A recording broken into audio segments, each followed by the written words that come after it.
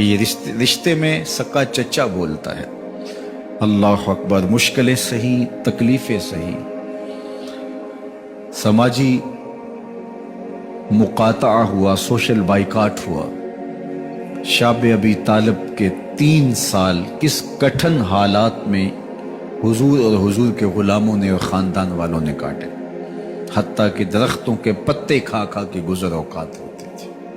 معاہدہ لکھ کے کعبۃ اللہ کے ساتھ لٹکا دیا گیا، اور یہ اتنے سنگ دل ثابت ہوئے کہ باہر سے کوئی تجارتی قافلہ آتا جس کے پاس اغذیہ ہوتی، کھانے پینے کی اشیاء ہوتی، تو ان کو ادھر جانے نہ دیتے، مبادا کہیں یہ خرید نہ لے۔ ان کا خیال یہ تھا کہ یہ بھوک سے دم توڑ جائیں، اور نیا دین جو لے کر کے آئے ہیں وہ شعب ابی طالب میں اس گھاٹی کے اندر ہی اپنے آخری دن پورے کرے۔ لیکن جس کو اللہ نے سر بلند کرنا ہو، عزت دینی ہو، جس دین کو پوری دنیا کے اوپر غالب ہونا تھا، اس کو کون روک سکتا تھا؟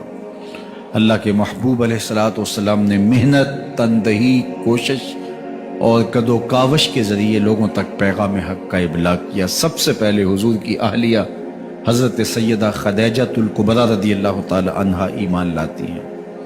حضور علیہ السلام کے قریبی دوست، گہرے دوست حضرت سیدنا ابو بکر رضی اللہ تعالی عنہ ایمان لاتے ہیں۔ حضرت علی المرتضیٰ رضی اللہ تعالیٰ عنہ اگرچہ نو عمر ہے، لیکن سینے پہ ہاتھ رکھ کے کہتے ہیں جان و دل فدا کروں گا حضور آپ پہ۔ حضرت بلال حبشی اسلام لاتے ہیں۔ حضرت عمار ابن یاسر، حضرت سمیہ، حضرت یاسر اسلام لاتے ہیں۔ 38 لوگ ایک ایک کر کے اسلام میں داخل ہوئے۔ کفار تو چاہتے تھے کوئی دوسرا شخص ان کے ساتھ کھڑا نہ ہو، تو جب 38 لوگ حضور کے ساتھ کھڑے ہو گئے تو ان کے لیے بڑا اذیت ناک لمحہ تھا کہ یہ تحریک جس کو ہم روکنا چاہتے ہیں یہ پھیلتی چلی جا رہی ہے، لوگ اس کے ساتھ شامل ہوتے چلے جا رہے ہیں، اور لوگ ان کے لیے محبتیں اور ان کے لیے پیار پیش کرتے چلے جا رہے ہیں۔ عبداللہ ابن جدعان کے گھر کے قریب سے میرے حضور گزر رہے تھے کہ ابو جہل نے دیکھ لیا اور ہاتھ میں نوکیلا پتھر پکڑا اور حضور پہ حملہ آور ہو گیا۔ آقا کریم علیہ السلام نے کوشش کی کہ الجھاؤ پیدا نہ ہو، لیکن یہ اس بات پہ تلا ہوا تھا کہ حضور کو اذیت دے۔ اس نوکیلے پتھر سے حملہ آور ہو کے حضور کو گہرے زخم دیتا ہے، حتیٰ کہ حضور کے مبارک بدن سے خون بہنے لگ جاتا ہے۔ وہاں سے حضور سین حرم میں پہنچتے ہیں اور اللہ کے حضور سر بسجود ہو جاتے ہیں۔ حضور کے چچا حمزہ بن عبد المطلب ابھی اسلام نہیں لائے تھے، وہ شکار کھیل کے واپس آ رہے، اور جب وہ شکار کھیل کے آتے تھے تو بڑا اترا کے چلتے تھے۔ انہوں نے سنا کہ 2 لونڈیاں آپس میں بات کر رہی ہیں۔ اس کو پتا ہوتا نا کہ اس کے بھتیجے کے ساتھ کیا سلوک ہوا ہے تو یہ کبھی بھی ایسی چال نہ چلتا، اس کی ٹوری کوئی اور ہوتی۔ تو رک گئے، قدم خود بخود ٹھہر گئے، رک کے پوچھا کیا ماجرا ہوا؟ کہا تمہارے بھتیجے کو ابو جہل نے مارا ہے اور اس کے نازک بدن سے خون بہتا رہا۔ وہ خاموش تھا، لیکن اس نے جان بوجھ کے زیادتی کی اس پر۔ بس غصے میں بپھر گئے۔ سین حرم کے آس پاس قریش اپنی مسجدیں جمائے بیٹھے ہوتے تھے ٹولیوں کی شکل میں۔ آج امیر حمزہ آئے اور ابو جہل کو تلاش کر کے اپنی کمان کو زور سے اس کے سر پہ مارا، اور اس کا سر پھٹ گیا، اور ساتھ بولے تم نے ہمارے بھتیجے کو لاوارث سمجھا ہے؟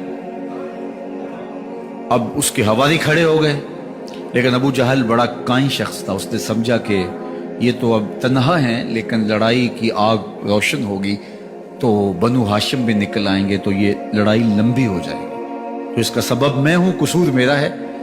اس نے کہا بس مجھ سے غلطی ہو گئی، اس طرح اس نے بات کو ٹال دیا۔ اب حضور کے چچا حضور کو ڈھونڈ رہے ہیں۔ سین حرم میں حضور علیہ السلام اللہ کے حضور سر بسجود ہیں۔ یہ پاس جا کے کھڑے ہو گئے اور کہا یا ابن اخی، اے میرے بھائی کے بیٹے، اے میرے بھتیجے، لیکن حضور سر نہیں اٹھایا۔ اللہ کے حضور اپنے دکھڑے بیان کر رہے ہیں. اسی کسے دے کچھ نہیں لگ دے تے نہ کوئی ساڈا دردی.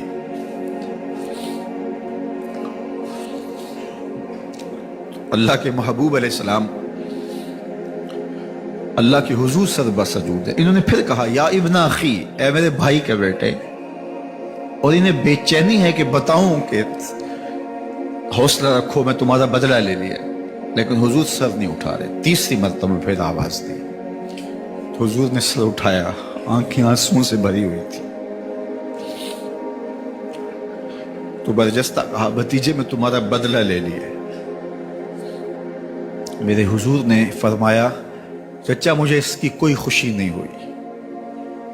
یہ حیرت زدہ ہو گئے کہ اتنا بڑا کام، اس وقت مکے کا اتنا بڑا سورما، اور میں اس سے ٹکرا کے آیا ہوں اور یہ کہہ رہے ہیں مجھے کوئی خوشی نہیں ہوئی. قسمت اچھی تھی. بولے بھتیجے تم کیسے خوش ہوتے ہو؟ کہا جس رب کو میں مانتا ہوں اس کو تم بھی ماننا. تو امیر حمزہ کی قسمت اچھی تھی تو آگے بڑھے اور اسلام قبول کر لیا. 38 لوگ پہلے مسلمان تھے، یہ 39 میں مسلمان ہو گئے. بس ان کا اسلام لانا مسلمانوں کے لیے تسکین قلب کا ساما ہوا. حضور کی آنکھوں میں امٹتے ہوئے آنسو. آگے بڑھے، کعبے کو غلاف کو پکڑا، کہا اللہم اعز الاسلام باحب الرجلین الیک بعمر ابن الخطاب او بعمر ابن حشام. اے اللہ ایک شیر دیا ہے، ایک شیر اور دے دے. اب تیری مرضی، یا عمر بن خطاب دے دے یا عمر بن حشام دے دے. اگرچہ اس نے میرے اوپر پتھر برسائے ہیں، مجھے زخمی کیا ہے، لیکن اگر دین کی تقویت اس سے ہو سکتی ہے تو مالک مجھے کوئی غصہ نہیں. چاہے عمر بن حشام، یہ ابو جہل کا نام ہے، مجھے چاہے ابو عمر بن حشام دے دے یا عمر بن خطاب دے دے. ایک شیر دے دیا، ایک شیر اور عطا کر دے. حضور کعبہ کے غلاف سے لپٹ کے اللہ کے حضور دعائیں مانگ رہے ہیں. 39 لوگ اسلام لا چکے ہیں، 40ویں کا انتظار ہے. اللہ کے محبوب علیہ السلام کی دعائیں ہیں، حضور کی التجائیں ہیں. ادھر یہ خبر پورے مکے میں پھیل جاتی ہے کہ حمزہ بھی ایمان لے آئے. کفار پر سراسیمگی سی کیفیت پیدا ہو جاتی ہے کہ ہم تو سمجھتے تھے کہ یہ 2-4 لوگ ہیں، 10-15-20 لوگ جمع ہو جائیں گے، اور اس طرح کے لوگ بھی اگر ان کے ساتھ شامل ہو گئے تو ان کا راستہ نہیں روکا جا سکے گا. وہ سر جوڑ کے سوچنے لگے، ابو جہل کو کوسنے دینے لگے اس نے کیوں یہ ظلم کیا کہ اس کا نتیجہ یہ پھر ہمیں بھگتنا پڑ رہا ہے. اس کے لیے کوئی تدبیر کرنی چاہیے، اس کے لیے کوئی حکمت سوچنی چاہیے. 26 سال کا نوجوان ہے، خطاب کا بیٹا ہے، نام عمر ہے. اپنے گھر کے اندر پیچ و تاب کھا رہا ہے کہ اگر یوں ہی اسلام پھیلتا رہا تو ہمارے بتوں کے